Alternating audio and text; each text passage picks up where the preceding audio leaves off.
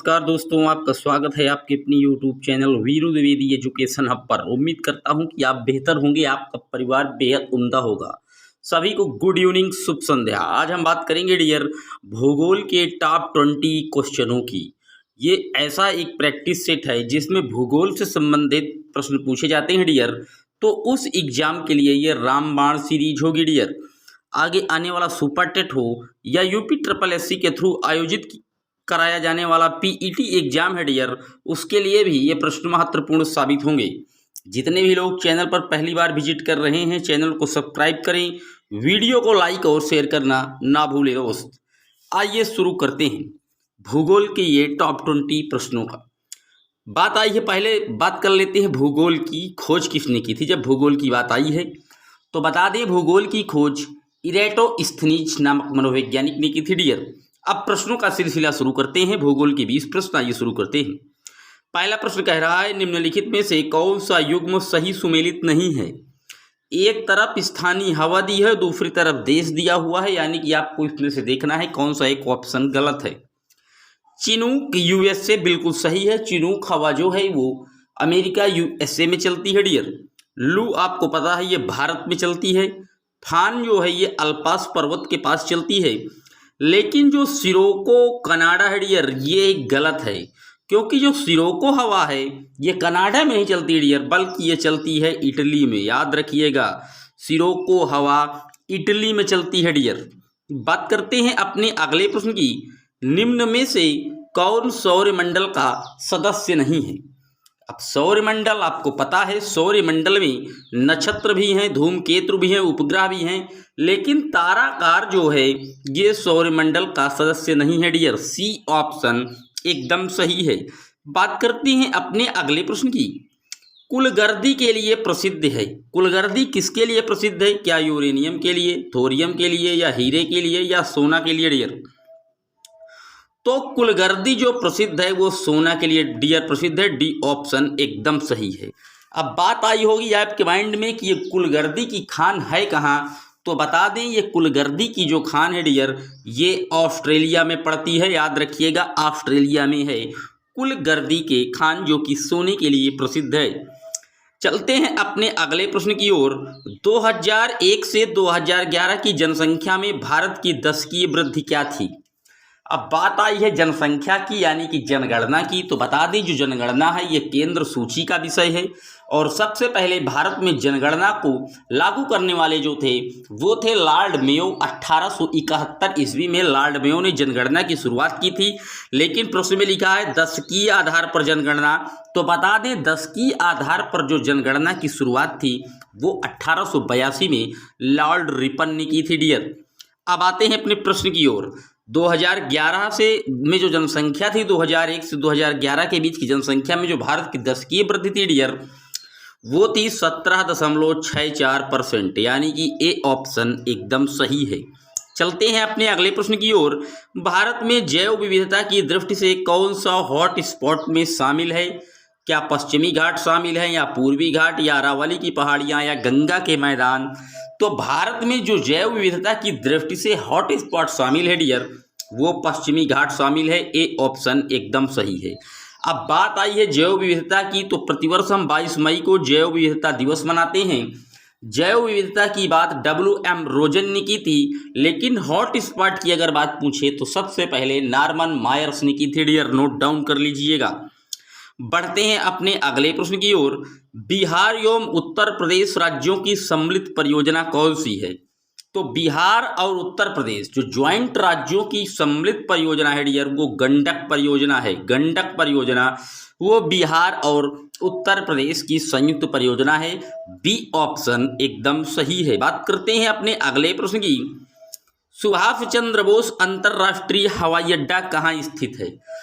सुभाष चंद्र बोस अंतर्राष्ट्रीय हवाई अड्डा क्या इलाहाबाद में है, या मुंबई में, या दिल्ली में, या कोलकाता में। तो जो सुभाष चंद्र बोस अंतर्राष्ट्रीय हवाई अड्डा है ये कोलकाता में है डियर। डी ऑप्शन एकदम सही है। बात करते हैं अपने अगले प्रश्न की। पूछताछ घास प्रदेश कहाँ पाया जाता है। ऑस्ट्रेलिया, अर्जेंटीना, हंगरी, या वेनेजुएला। तो जो पूछताछ घास के प्रदेश हैं डियर, ये हंगरी में पाए जाते हैं। सी ऑप्शन एकदम सही है।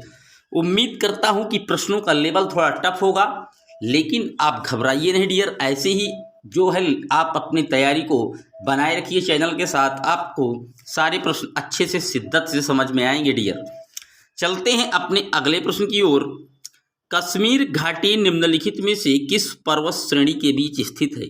पीर पंजाल और काराकोरम, पीर पंजाल और बृहत हिमालय, शिवालिक हिमालय और मध्य हिमालय, या सुलेमान और किरथार की श्रेणी। तो जो कश्मीर घाटी है डियर, ये जो स्थापित है ये सुलेमान और किरथार की श्रेणी के बीच में स्थापित है। डी ऑप्शन एकदम सही है। बात करते हैं अपने अगले प्रश्न की। केप ऑफ गुड होप की खोज किसने की थी? ये केप ऑफ गुड होप वही है जिस रास्ते से बाद में भारत में वास्को डी गामा आया था डियर। ये वही रास्ता है Cape of Good Hope, Vasco da Gama इसी रास्ते से भारत आया था। और केप ऑफ गुड होप की खोज बार्थोलोम डियाज ने की थी डियर। बार्थोलोम डियाज, याद रखिएगा, सी ऑप्शन एकदम सही है। बात करते हैं अपने अगले प्रश्न की। अनवीकरणीय ऊर्जा का स्रोत क्या है? तो अनवीकरणीय मतलब जिसको हम रिनाइलेबल मतलब रीयूज नहीं कर सकते दोबारा, एक बार खत्म होने के बाद, तो अनवीकरणीय में कोयला आएगा, क्योंकि कोयला अगर खत्म हो गया तो उसका यूज नहीं कर पाते। हवा आप जानते हैं आजीवन है, जल भी आजीवन है, सूर्य भी आजीवन है डियर। ए ऑप्शन एकदम सही है। बात करते हैं अपने अगले प्रश्न की। जल चक्र में कौन सी प्रक्रिया सम्मिलित होती है? तो जब जल चक्र होता है डियर तो इसमें वर्षण भी सम्मिलित होता है, वाष्पीकरण भी, संघनन भी, लेकिन संचलन जो है ये जल चक्र में शामिल नहीं होता। अब बात आई है जल की, तो बता दें जो बारिश की बूंदें आप देखते हैं ऊपर से नीचे गिरती हैं तो ये गोल आकार की दिखती हैं आपको। ये गोल क्यों होती हैं? क्योंकि ये पृष्ठ तनाव के कारण जो बारिश की बूंदें हैं वो गोल हो जाती हैं डियर। पूछा जाता है कि बारिश की बूंदें गोली क्यों हो जाती हैं, गोली आकार की, तो आप बताइएगा कि पृष्ठ तनाव के कारण। चलते हैं अपने अगले प्रश्न की ओर। भारत में वन्य जीव संरक्षण अधिनियम किस वर्ष लागू किया गया? तो भारत में जो वन्य जीव संरक्षण अधिनियम था डियर वो 1972 में लागू किया गया था। बी ऑप्शन एकदम सही है। बात करते हैं अपने अगले प्रश्न की। निम्नलिखित में से जम्मू एवं कश्मीर में खारे पानी की झील कौन सी है? क्या डल झील खारे पानी की है, या वूलर झील, या सोमू रिरी झील, या नागिन झील? तो जम्मू कश्मीर में जो खारे पानी की झील है वो है सोमू रिरी झील। सी ऑप्शन एकदम सही है। बात करते हैं अपने अगले प्रश्न की। निम्नलिखित में से दक्षिण भारत की सबसे ऊंची चोटी कौन सी है? क्या गुरु शिखर है, केटू पर्वत है, अनाईमुड़ी, या दोदा बेट्टा? तो दक्षिण भारत की जो सबसे ऊंची चोटी है डियर वो अनाईमुड़ी है। सी ऑप्शन एकदम सही है। अब अनाईमुड़ी पड़ता कहाँ है? तो बता दें ये केरल में पड़ता है और केरल के इडुक्की जिले में पड़ता है। ये भी आप नोट कर लीजिएगा, केरल के इडुक्की जिले में।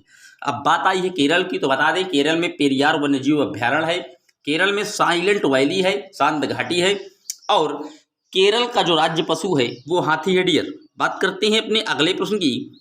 निम्नलिखित में से कौन से वृक्ष में अपस्थानिक मूल पाई जाती है? अपस्थानिक मूल मतलब झखड़ा जड़ी। एक तरीके से आप इसमें कह सकते हैं कि इसमें कोई एक मुख्य जड़ नहीं होती, बल्कि इसमें जो जड़ें होती हैं वो शाखाओं के रूप में निकली होती हैं। तो जो अपस्थानिक जड़ है वो पाया जाता है डियर बरगद के वृक्ष में। डी ऑप्शन एकदम सही है। बरगद, आप जब बरगद का पौधा देखेंगे, पेड़ देखेंगे, तो उसकी डालियों से भी जो है अपस्थानिक जड़ें नीचे लटकी हुई दिखाई देंगी, जो कि पौधे को अविस्तंभ खंभे के रूप में मजबूती प्रदान करती हैं डियर। डी ऑप्शन एकदम सही है। बात करते हैं अपने अगले प्रश्न की। हिंद महासागर में अमेरिकी नौसेना अड्डा स्थित है। कहाँ स्थित है? मालदीव में, श्रीलंका में, या डियोगो गार्सिया में, या मॉरिशस में? तो जो हिंद महासागर में अमेरिकी नौसेना अड्डा है डियर वो डियोगो गार्सिया में स्थित है। सी ऑप्शन एकदम करेक्ट है। बात करते हैं अपने अगले प्रश्न की। मयूरभंज खनिज क्षेत्र स्थित है कर्नाटक में, उड़ीसा में, छत्तीसगढ़ में, या झारखंड में? तो जो मयूरभंज खनिज क्षेत्र है डियर ये उड़ीसा में स्थित है। बी ऑप्शन एकदम सही है। अब बात आई है उड़ीसा की, तो बता दें उड़ीसा के मुख्यमंत्री इस समय नवीन पटनायक जी हैं, और नवीन पटनायक जी को अभी पेटा ने हीरो टू एनिमल अवार्ड से भी सम्मानित किया है, याद रखिएगा। और उड़ीसा में ही सबसे बड़ा जो हॉकी का स्टेडियम है बिरसा मुंडा के नाम पर वो उड़ीसा में ही बन रहा है, ये भी आप याद रखिएगा, वो भी राउरकेला में। बात करते हैं अपने अगले प्रश्न की। जवाहर सुरंग किस दर्रे में स्थित है? तो जो जवाहर सुरंग है डियर, ये बनिहाल दर्रे में स्थित है। ए ऑप्शन एकदम सही है। जवाहर सुरंग का भी हाल ही में नाम बदलकर अटल सुरंग कर दिया गया है डियर, ये भी आप नोट डाउन कर लीजिएगा। पूर्व प्रधानमंत्री अटल बिहारी वाजपेयी के नाम पर इस सुरंग का नाम अब अटल टनल कर दिया गया है। बात करते हैं आज के अगले और अंतिम प्रश्न की। निम्नलिखित नदियों में से कौन सी नदी अफ्रीका महाद्वीप में स्थित नहीं है? मतलब 4 में से कौन सी एक ऐसी नदी है जो अफ्रीका महाद्वीप में नहीं पड़ती, ये पूछ रहा है प्रश्न। जाम्बेजी नदी अफ्रीका में पड़ती है, लिम्पोपो नदी ये भी अफ्रीका में है, नील नदी ये भी अफ्रीका में है, लेकिन ये हडसन नदी जो बी ऑप्शन में दिखा है डियर, ये अफ्रीका में नहीं, ये अमेरिका में पड़ती है डियर। और हडसन नदी के किनारे ही अमेरिका का न्यूयॉर्क शहर बसा हुआ है, ये भी आप नोट कर लीजिएगा, हडसन नदी। ये थे डियर भूगोल के 20 महत्वपूर्ण प्रश्न। आपको कैसे लगे कमेंट में लिखिएगा। अगर वीडियो आपको अच्छा लग रहा है तो आप चैनल को सब्सक्राइब करें और वीडियो को लाइक और शेयर करना ना भूलें। हम मिलेंगे जल्द ही आपसे एक और वीडियो के साथ। तब तक के लिए जय हिंद, जय Bharat. Thanks for watching my video.